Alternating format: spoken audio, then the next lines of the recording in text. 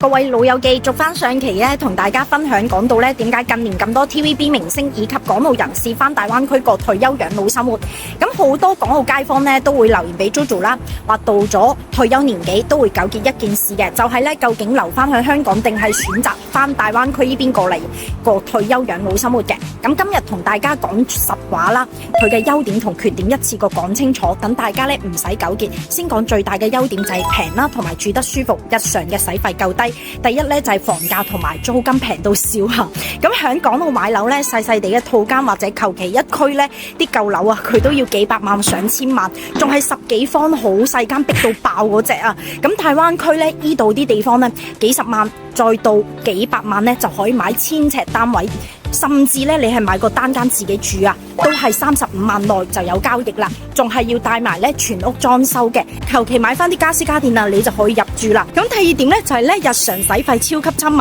食飯啦、買餸、睇戲、交通樣樣都平過香港一大半㗎。香港飲餐茶你都要幾百蚊啦，係咪啊？大灣區咧幾十蚊你就可以搞掂啦。地道嘅粵菜啦、粵式茶樓口味同香港簡直係一樣啦，夠晒地道。第三，養老金咧夠晒開支，大陸對待港澳人士嘅福利咧逐步打通。香港嘅生果金啦、高齡津貼，依家喺大灣區咧，你都可以攞噶。醫療券咧，依家喺大灣區好多醫院都可以用到，例如洗牙啦、睇專科，真係平過香港好多。第四點咧，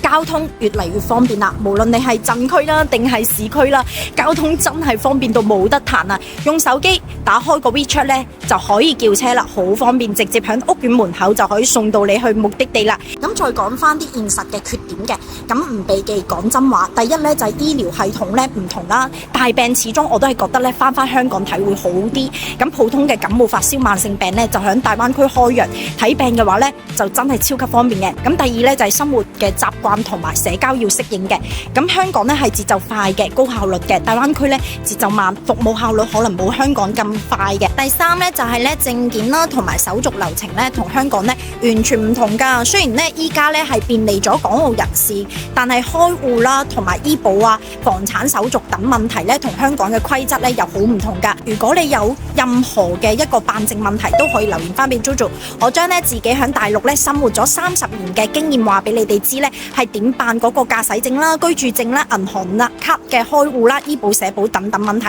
第四點咧就係咧大陸有部分嘅配套啦同港澳有差別嘅，咁啦高端嘅醫療咧、國際學校啦、進口貨啦選擇，咁始終咧香港會更加齊全嘅，呢啲咧都係大灣區暫時咧仲未追上。今日咧就同大家咧傾到呢度啦，有乜問題咧你都可以評論區咧留言俾 JoJo， 如果想揾 JoJo 傾下偈咧都係可以嘅。咁呢期咧就到呢度啦，下期咧我再同大家 share 翻我大灣區嘅一啲生活。拜拜。